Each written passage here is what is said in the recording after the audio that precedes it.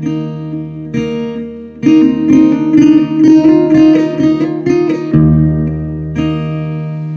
right then, here we are. This is Jay Brown Yoga Talks podcast. My name is Jay Brown. Welcome to you if you're new. Thanks to all the rest of y'all for showing up. I have a fun and thought-provoking conversation to share with you today that I recorded with Alex Auder. I'm going to tell you some about that shortly. But first, there is some more pressing news in just the last week. First, Jivamukti NYC is closing down before the end of this month. Let me say that again. The mothership location of Jivamukti in Manhattan, New York, is closing down. And for those of you who've been around and have heard me talk about my history coming up in New York City and how much I think that time and that place shaped a lot of what we see now, well, it is profoundly significant that there will no longer be a Jivamukti in New York City. And I'm sure that the rent there on Union Square was ridiculous, but I think it's also just a signifier.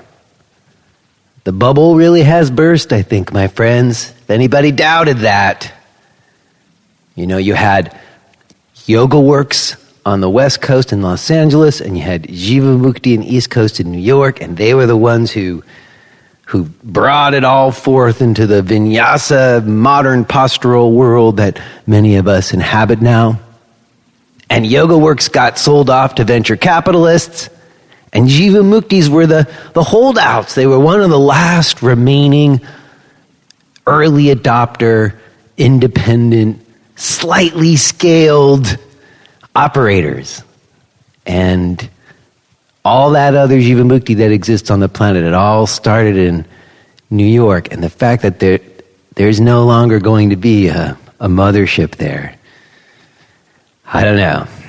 It's a end of an era, I suppose. Now, the other bit of news that came out was that the Iyengar Association has now become a registered yoga school with the Yoga Alliance. And for those of you who are around long enough to remember maybe a time before there was 200-hour standards in Yoga Alliance, that's also incredibly significant. Because it was the Iyengar Association and Jivamukti who were the folks who never even got registered once the Yoga Alliance came about. They had year-long programs. They were always thought to be way more credible than just a 200-hour.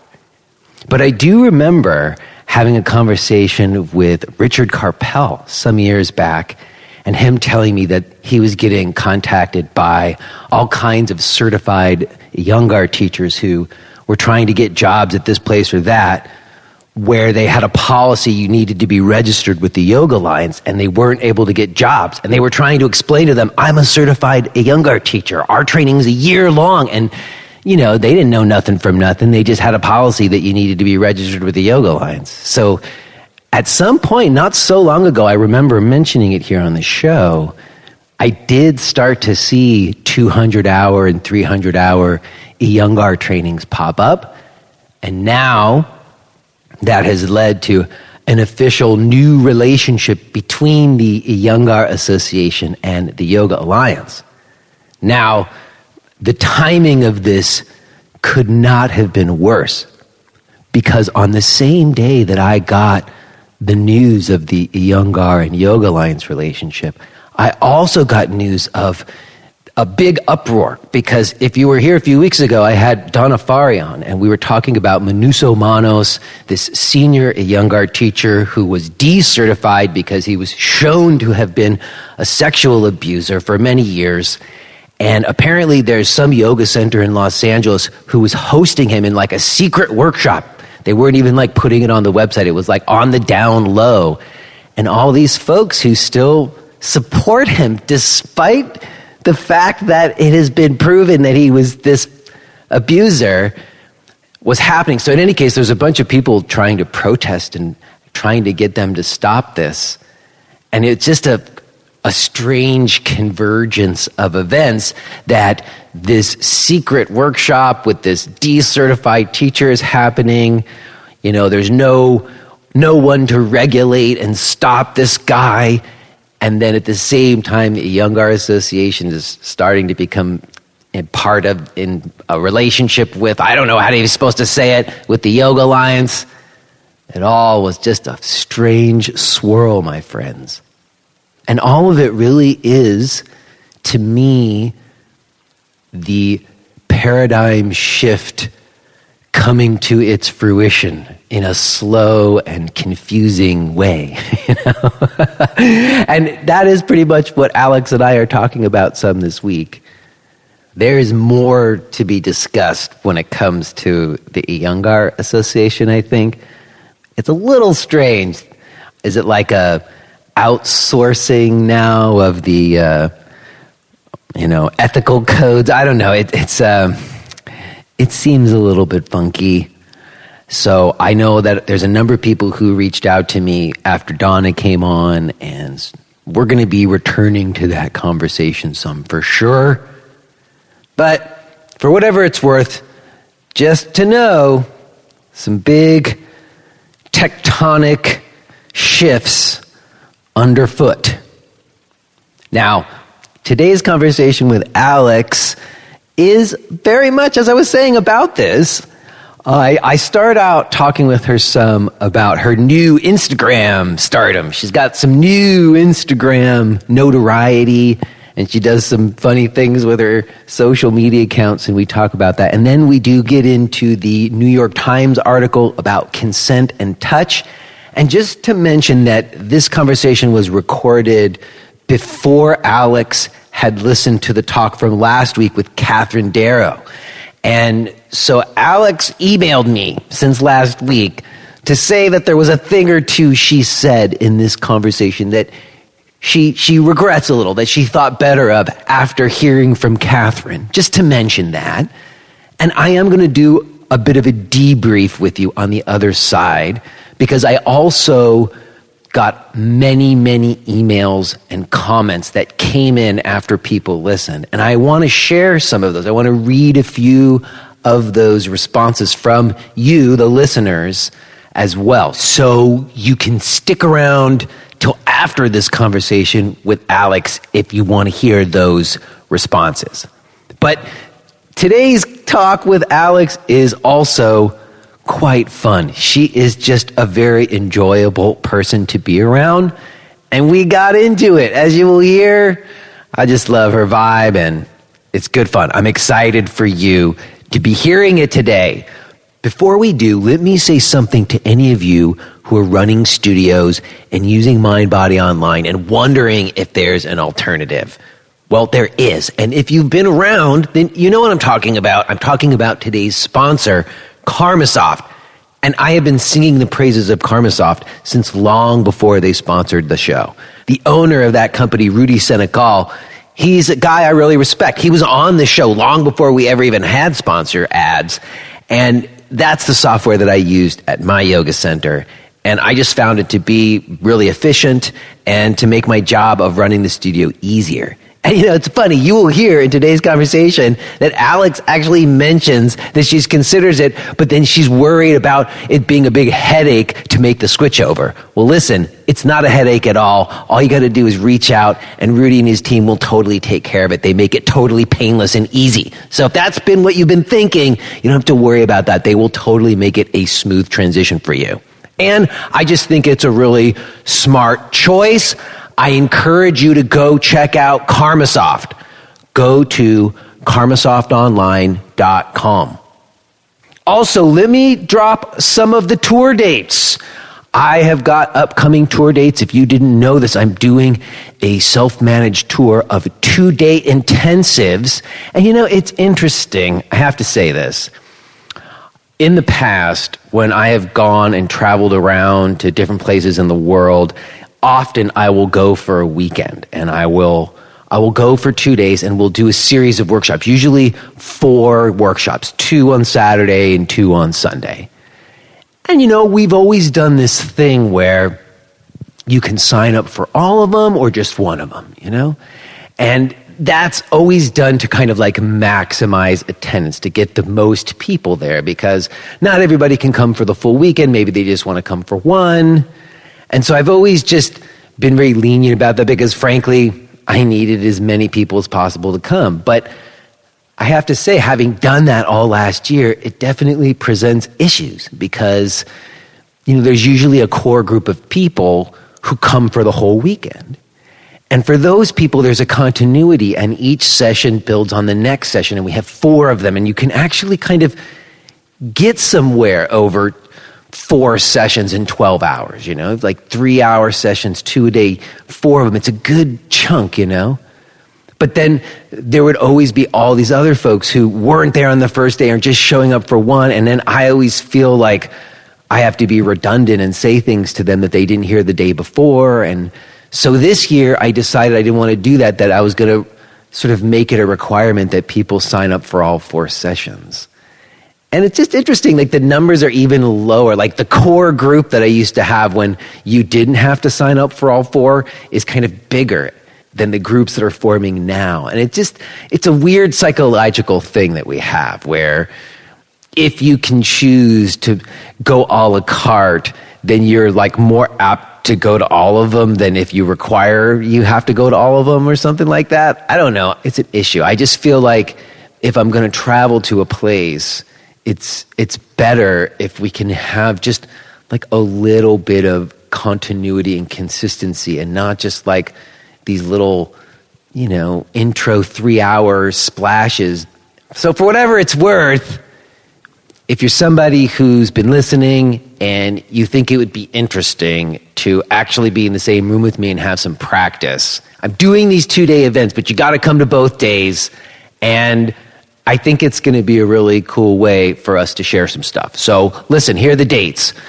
I'm going to be in London, England, January 11th and 12th. I'm going to be in Vienna, Austria, January 15th and 16th. I'm going to be in Berlin, Germany, January 18th and 19th.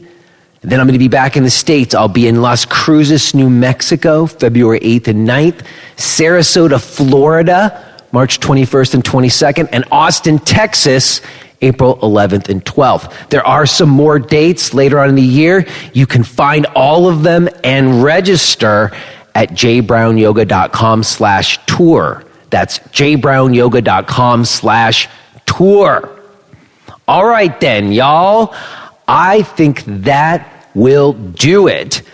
As I said, we're going to touch base on the other side, but let's go ahead and sit down at Magu Yoga in Philadelphia, PA, and listen to this conversation that I had with Alex Auder.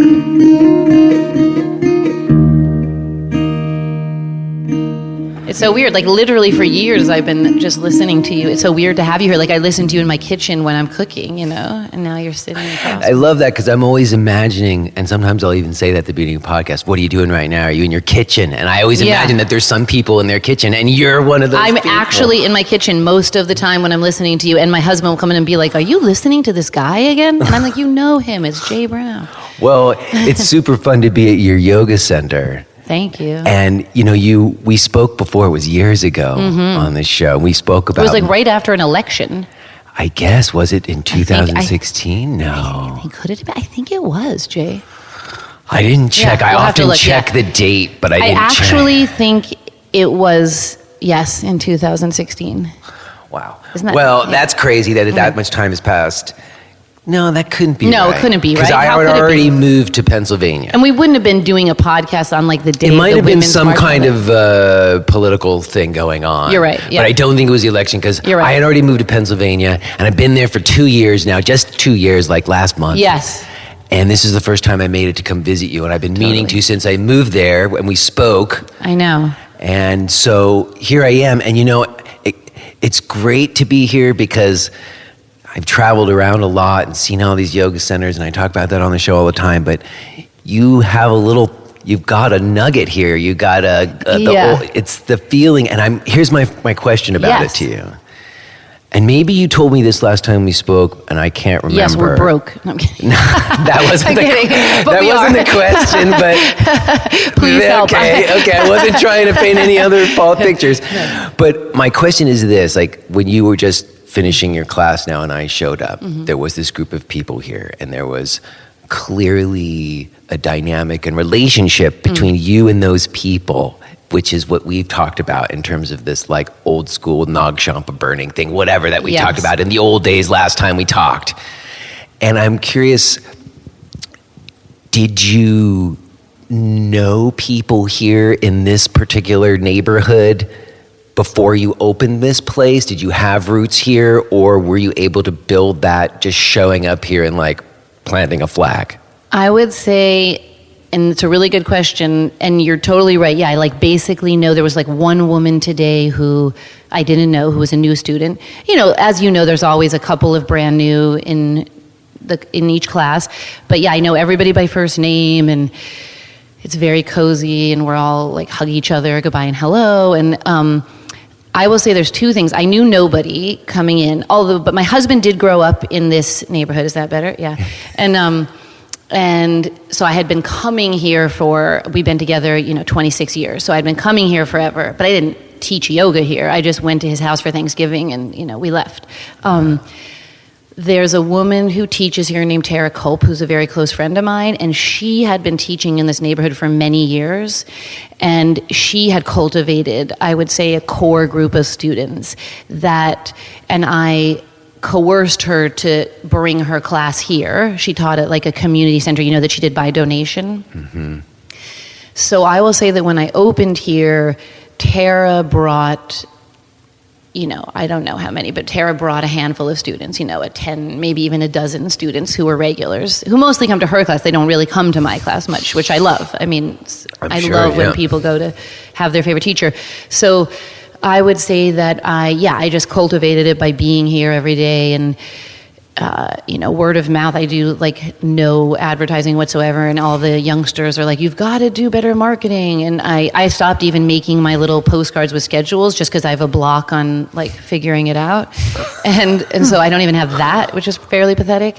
But I'm bragging, and I shouldn't, because actually we do struggle financially. But I also love the casual vibe, and it's hard for me to give that up. It's hard for me to I don't really know people say that marketing. I don't know what it means. I'm sure I'll get now 800 messages. People like, I can help you with that. Yeah. I just don't want to deal with it. Well, I don't know in terms of marketing, I don't know what people always mean by that.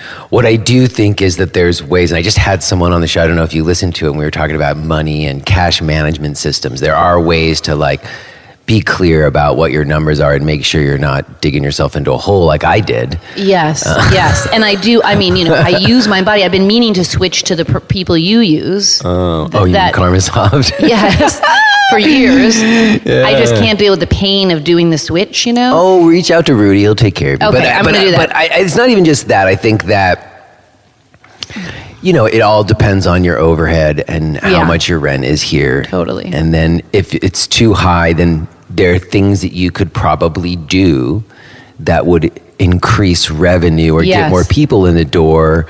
But some of those things aren't things that you probably want to do. They're things I didn't want to do. Right. Yes, and it's true. And I do need to look at that, honestly. And so that is, that's on my list of things that, I've been saying for the last 10 years.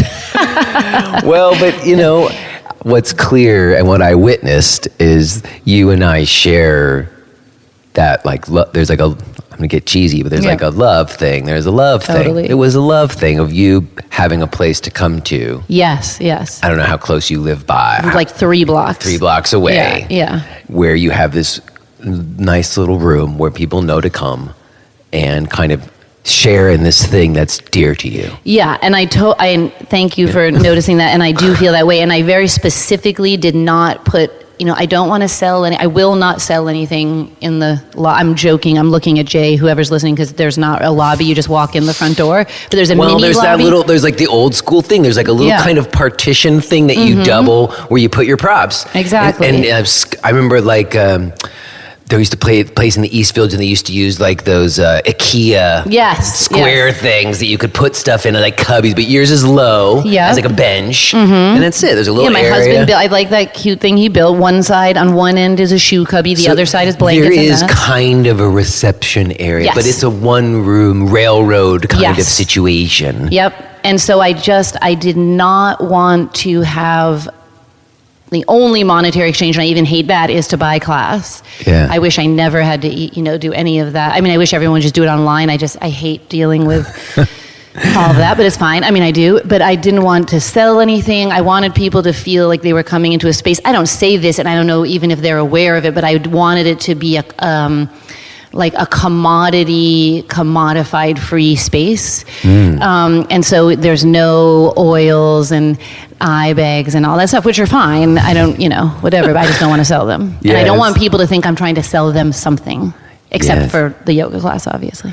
Yes, or sell them the electricity that you need to teach them the yoga. Exactly, the heat and the electricity. Yes. Which is basically and all the hopefully a little something for you too. Yes. Well, it's funny that you just made that reference, though, to like the non-commodified thing, to transition, and then maybe we'll come back here again. The other thing that I was thinking as I was driving over here this morning, I was like, what am I going to talk to Alex about? There's so much. Because I didn't really have any plan for this. I was just like, I'm just going to hang out with Alex. Great. And I was like, the other thing that I was really thinking is that I love the way that you seem to get like this bump in terms of your Instagram status since I spoke to you last. Like in the last few years, you garnered a little Instagram celeb or something. I have a swipe up option. A swipe up, whatever the thing is. Because I've been off for about a year now. I haven't posted anything on any social media feed in over a year. Yeah. But I do check in, and I see you, and I took some glee. And I don't know if it was like in correspondence, I think you got a mention in a New York Times article at some point about your Instagram feed. And your Instagram feed is so wonderfully subversive to me. It's almost like a mix of like Andy Kaufman and Larry David or something. And the feeling I get from it is, okay, this is social media. You want social media? Here, let me give you a little social media right from my fucking pussy or whatever. Forgive my language, but I think you could appreciate it because you are audacious in that way. That's exactly what I wanted to do. Yeah. And I, as someone of your same generation who's now chosen to sort of like not even post anymore, when I go on social media, that seems like the most appropriate way to be on social media. I know. When we moved here and when I had my little place, when I was in New York in the West Village and I taught, out of my bedroom and at Kula, my husband was like, you've got to go on Facebook. And I did it. I had never actually, so I don't know, what was that? That was like, my son's 8, so I'm going to say that was like 10 years ago, and I'd never been on it before, and I really did not enjoy it, but I made a little Facebook page for my West Village yoga place, which was, I could fit 8 people in there. It was literally in our bedroom. And then when we moved here, he said, you have to go on Instagram for the yoga studio.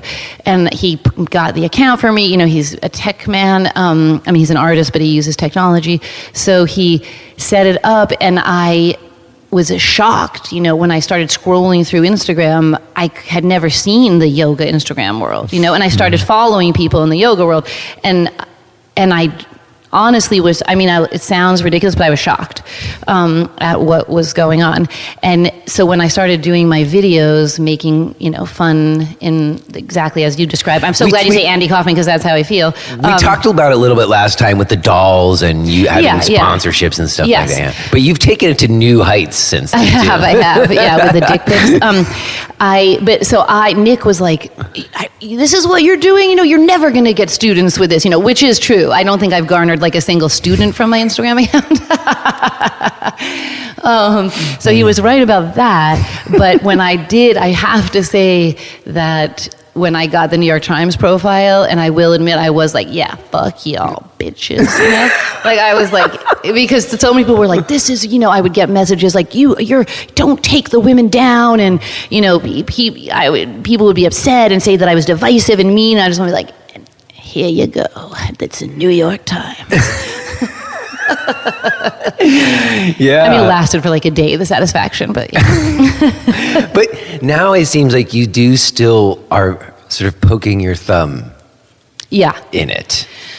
And it seems like, and this is maybe even, well, one, I'm curious, since that's happened, has your view, has the experience of being on Instagram changed? Like how much time do you spend doing it? Right. You post a lot of stuff. I would say I'm definitely addicted, and I feel like, what am I doing? Like when I'm scrolling, the scrolling action, I find insane, and I'll be watching myself, as though I'm a third eye looking down. I'm like, this is sick and weird, and I'll notice that I'm scrolling and I don't even want to be looking at it. It really feels, I have never been addicted to drugs, but I'm like, this must feel something similar. But worse, actually, because at least with drugs, you're getting a huge serotonin burst when you get the dope or something. No, you are getting those bursts. But they're so much milder. They've been designed to do that. I've talked about this to you. The screen addiction thing is very real. Yeah. And I guess that's one of the reasons I'm still on it some, even though I don't post anymore. If you must feel so good. I'm so jealous that But it's a discipline sometimes not to make a comment or something. I have to sit on my hands. So I will say, yes, that I'm also mixed with fury. So when I'm looking at it, I'm furious, and there's so... Never good to post when you're furious. Oh my God, no, I sit on my hands. I won't do it. I literally, and if I've had a drink, forget it. Somebody has to tie me down if I've had a drink, because I'll really start trolling people. No, I've reduced my trolling, I would say, by 99%. But once in a while, I have a setback and I do a bad troll, and it's I've seen you make mea culpas. I've seen mea culpas by you. You'll do it if you need to. I will. If I feel I need to, I will. I'm so tempted to say names right now, but I won't. Okay, it's up to you. But people are hearing it, so. Noah Maze. True to form. Don't sue me. Yeah. Okay, so no, but whatever. You've had rows with him? Well, it's not even that interesting. It's old news, but but you see that goes to something. Okay, Yeah. I'm going to save you from that. Okay, but you can go back there if you want. Sure. Is that the other thing that I really thought that I wanted to talk to you about, because you wouldn't know this, but it's going to post before this one will. Mm-hmm. I recorded a talk with the woman Catherine Darrow from the New York Times article that posted 2 weeks ago with the Johnny Kest video. Oh, yeah. And I know you're aware. With the woman who was the one in who the asked, video, who said. who raises the question about consent. Good, great. Okay, so I recorded with her. Yes. And it was a really interesting talk to me because... a lot of people have been pointing to her and to that video as sort of this calling card for a lot of things that have been happening in the yoga world for a long time, and an example of the somatic dominance Matthew Remski talks about, and how much, I talked with Donna recently, some of these dynamics of abuse are kind of baked in subtle ways, even if it's not out and out like sexual assaults. There's still this kind of abusive dynamic at work, and the video seemed to encapsulate that. The diaper change freaking thing was what the fuck? I couldn't imagine ever doing that. Even back when I was doing crazy adjustments, I wouldn't have done that one. No. So in any case, when I spoke to Catherine, though, it was really interesting because she is more of our generation, shall I say. Yep. And I noticed right before I talked to her that she actually, on her Instagram account, has a picture of her arm in arm with Johnny Kest from that day, saying, great start to the conference. And it was taken after the workshop. And I think they might have, I didn't see the whole video thing, whatever. But, and a lot of people said to her, you should delete that. People said, you really need to delete that. That's contradictory to the message or whatever. I'm glad she didn't. And she refused to delete it. She also told me she took another workshop with him the next day that I get mentioned. And she's being open about it. Good. And, we had this kind of conversation about, well, yes, we were both in agreement that this behavior is not cool. Yes. And that there needs to be consent. And we should add that the Yoga Life company that he works for has, since the publishing of that article a few weeks ago, it's now instituted a new policy where everybody's got to use consent cards. Yep. So there has been some kind of structural change. If you think that's a good one, we could debate it. But in any case, the point is that even though she and I agree it's not cool, she didn't seem to be willing to go as far as other people are in terms of like canceling Johnny Quest. Totally.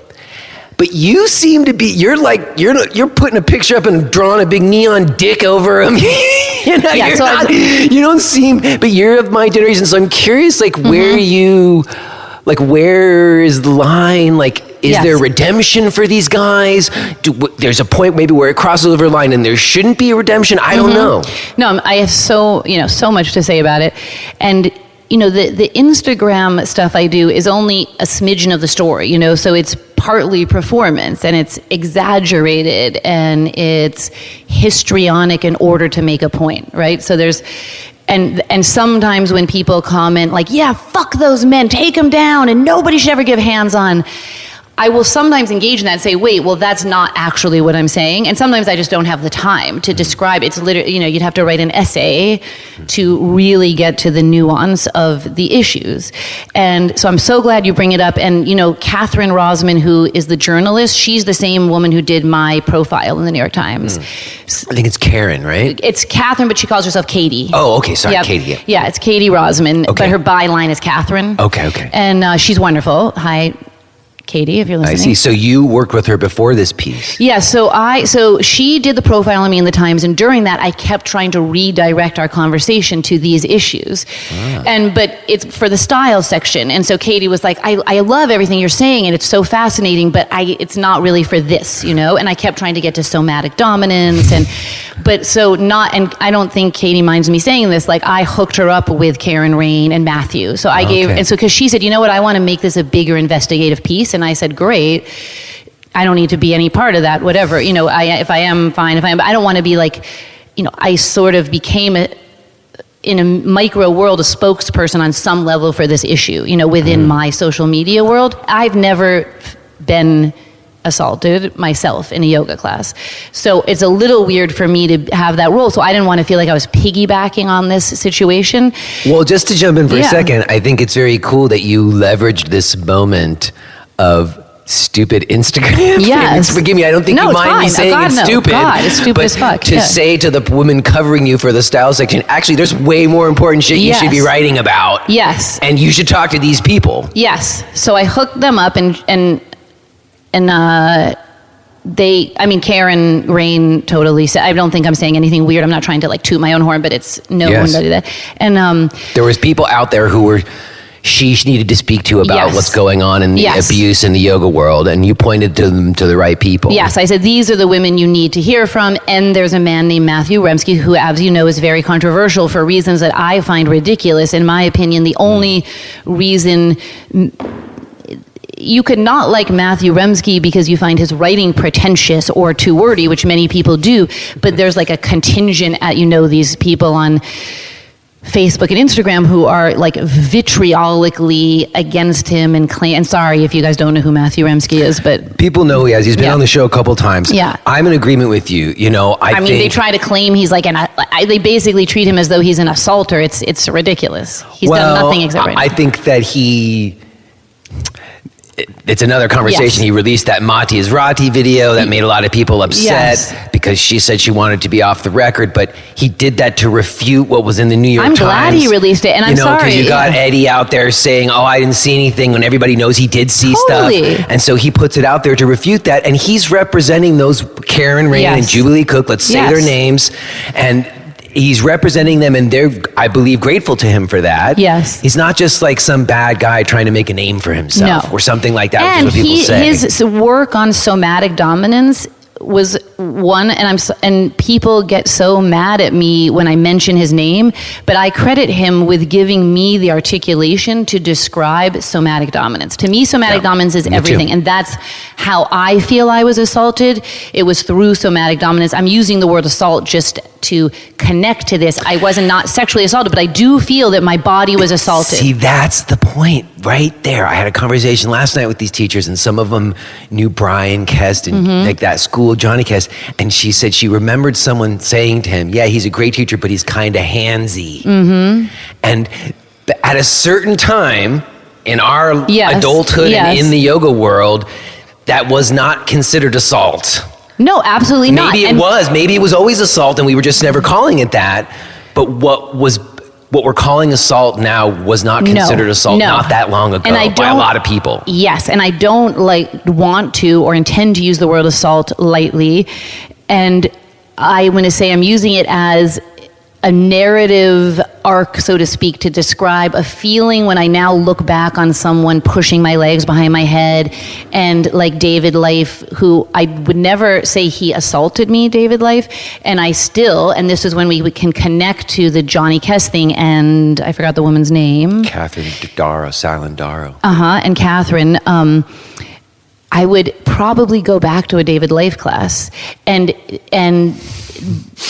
I would. How do you explain that, though? And I will. I want to get to it. I'm not sure if I would, but I think I would. And David Life, so when he would make me hold my ankles, none of us knew. So it's really hard to parse this out, because if he was sexually assaulting me, that's different. I don't want to say anything. I don't know if I would have gone back or not. I might have. I don't know. I really don't, because I have not been sexually assaulted, so it's not part of my internal knowledge of what that feels like.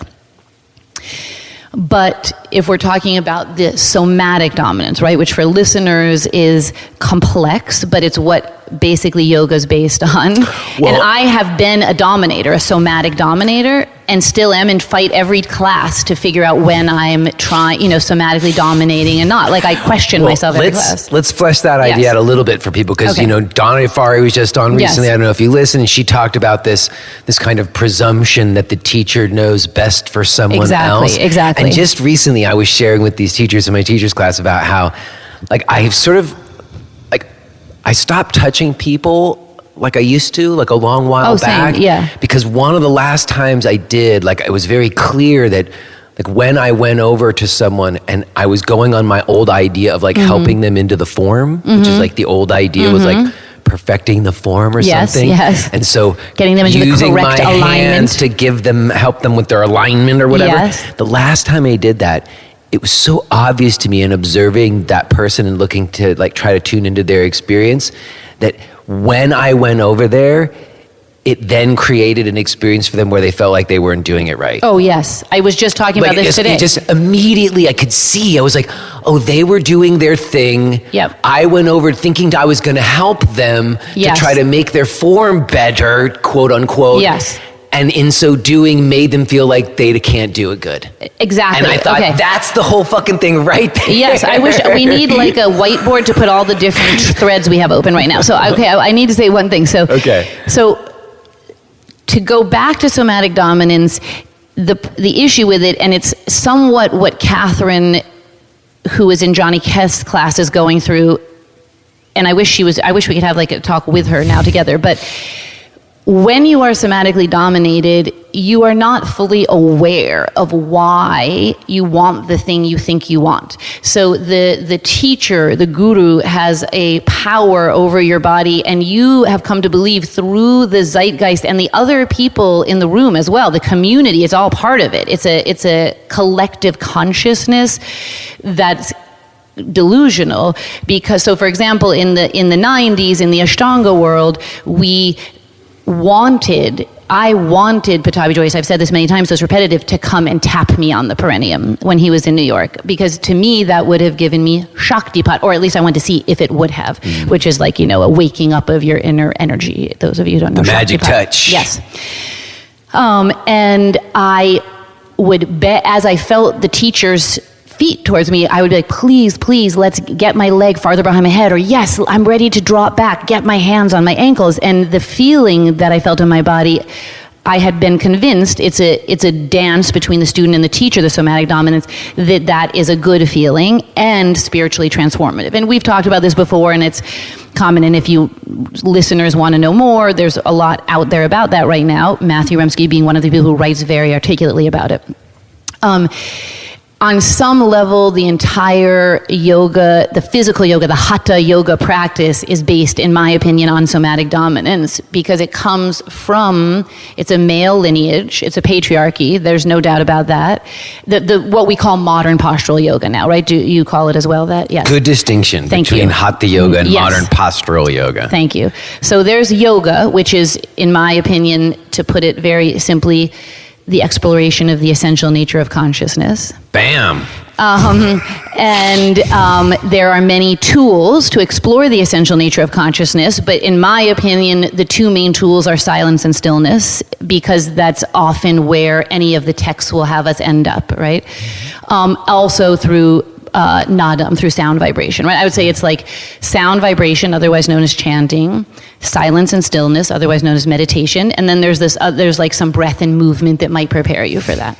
Okay, but the breath and movement is, you could be paralyzed and breathe and practicing yoga incredibly, right? Because it's simply the exploration of Satchitananda, right? Okay, so there is yoga. I'm putting that aside. When I am going to talk about what we're talking about, which is modern postural yoga, that's a completely different thing.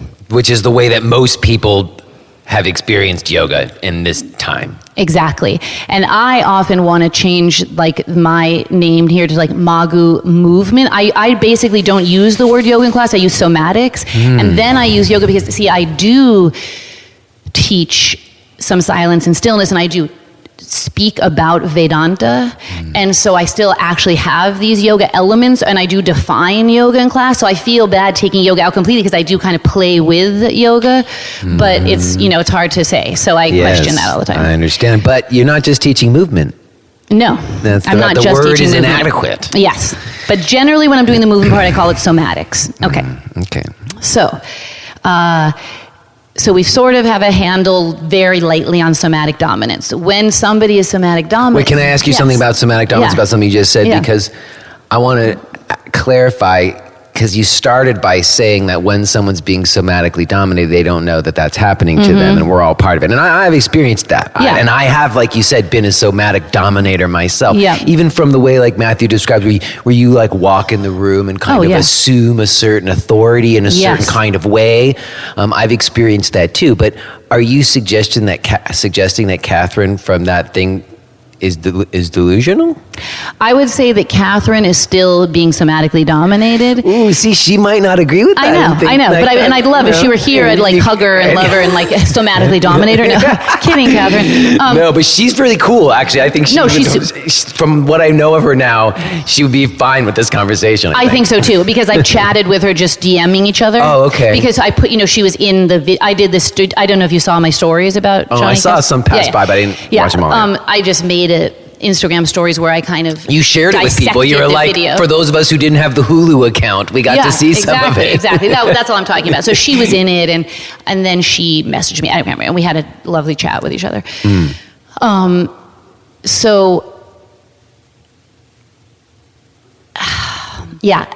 We can't really know what Catherine is or isn't, so we shouldn't go there. Yeah, I agree. Yeah, but the point I'm trying to make is that it's hard for us to assume that we would know. Yeah, we cannot know. Because that's a somatic dominance right there. Like us assuming that we don't know what she feels. That she's delusional, even though she participated in his workshop the next day or whatever. Like, my impression wasn't that she was delusional, but that it was just not a black and white situation. Exactly, and that's what I was getting to when I'd say I'd go back to David Life's class. Yeah. So, and that's how I can relate to her. I still feel that I feel like I'm a kind of bifurcated a bit at this point. So I crave sometimes that feeling that I used to get of being somatic. Like I want to be like, yes, you know best to the teacher, tell me, but the older I get, maybe we could say wiser, I don't know, I feel less, I basically have a hard time connecting to the movements at all because each movement represents, for example, like people who won't see Woody Allen movies. Now, I will see Woody Allen movies, but I feel the way those people feel about, for example, doing this, that Bikram thing. With your I'm interlacing my fingers under my chin and lifting my elbows up and down. Like that, looking at that triggers me. There's movements that trigger me. So when people say, well, don't throw the baby out with the bathwater, someone just wrote that because now I'm posting about the Bikram documentary, Ava Warner's new documentary called Bikram Guru, Predator Yogi. Yes. Must watch. I've been talking about Bikram for 30 fucking years, So it's very interesting, right? If we have Johnny Kest and Bikram next to each other, because, and I think you're with me on this, and I'm pretty open about this, and I know it'll offend people, but in our world, Bikram was always an idiot. It was like the McDonald's of yoga. We would never have done Bikram in a million years. My first memory of the guy is him sitting on the hood of a Rolls Royce on the cover of Yoga Journal, and me being like, what the fuck is that guy? It was obvious. I went to class with him in Beverly Hills because my mom had a friend like way back when, and I was like, this is ridiculous. I was laughing. He followed me out to my car and said to me, you do my teacher training, you'll be the most famous teacher in the world, which he says, to every single person. And I laughed hysterically at my mother. I was like, that's the guy you guys are going to? What a fucking douchebag. And but as we know, that's not his effect on he's still doing massive huge teacher training and making mass money in other parts of the world. It's crazy. Yes. So,